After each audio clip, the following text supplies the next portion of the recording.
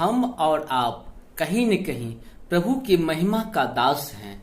जैसे प्रभु हम लोगों की नियति समय करते हैं, जिस हिसाब से प्रभु हमें बदलते हैं, हम बदलते चले जाते हैं। आप भी कभी कभी सोचते होंगे कि जो काम नहीं होने वाला है वो कैसे हो जाता है, जो काम होने वाला है वो नहीं होता है। ऐसा क्यों? क्योंकि देखिए, होता क्या है कि जो चीज हम लोग चाहते हैं, कोई जरूरी नहीं है कि प्रभु भी वैसा ही चाहे। प्रभु हो सकता है आपसे बेहतर चाहते हैं, और हमेशा प्रभु आपसे बेहतर ही चाहते हैं, लेकिन हम लोग क्षणिक सुख के कारण प्रभु के बेहतर जो भाव होता है उसको हम लोग समझ नहीं पाते हैं और हम लोग दुखी हो जाते हैं। जो भी चीज मिले जीवन में उसे एक्सेप्ट करना सीखिए।